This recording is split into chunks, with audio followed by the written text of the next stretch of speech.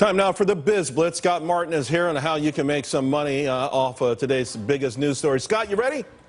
I'm ready, man. All right, buddy. First up, a new bank rate study showing 66 million Americans have no savings at all, Scott. So where do they invest? They have no money to start with, but how do they begin to fix it?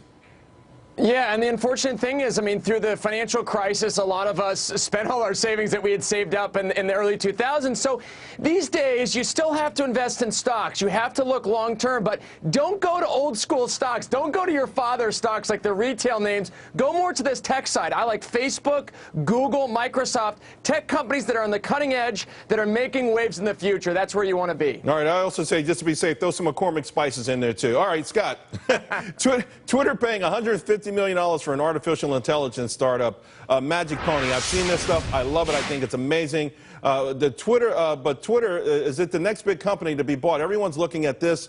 Twitter, can they be taken over down here? It can.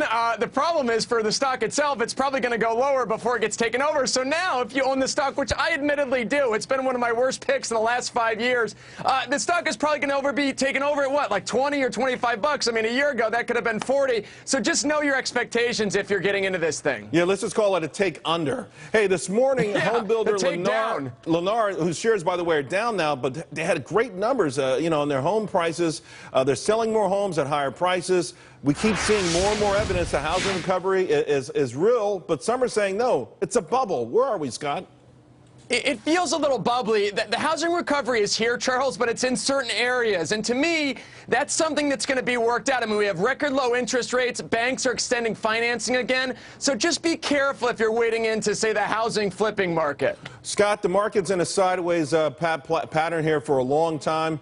We get up to these resistance points. We don't break out. We come down. We look like we're going to fall apart. We rebound. How does the average person handle this, navigate this market right now?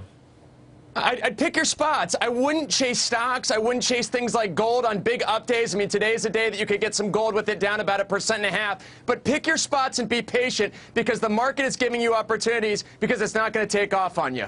Brexit is the big story of the week. You know, I know a lot of Wall Street guys think it's much ado about nothing. It could even be Y2K all over again. But worst case, best case scenario with this Brexit thing. They stay, but it highlights issues that the EU or the Eurozone has longer term they're going to have to deal with. But don't discount the negative rates in Europe and Japan and the lowering rates in the United States. That puts support under stock prices. So you feel pretty good then. Do you think they stay or go? I think they stay. I think the vote comes down to when you want to actually go cast that poll and say, do you want to stay or go? A lot of voters go to stay just because they know the devil, right? And so it's versus the devil they don't know. I think that's what keeps kind of the market going here. But the Fed and some of the other central banks around the world are feeding this market with stimulus. Don't discount that. Scott, a stock I like a lot right now. I want your opinion on it. Dave & Buster's Play just had a great earnings report on customer breakout. Am I chasing this thing? Would people watching the show be okay to buy this, in your opinion, or maybe they should wait?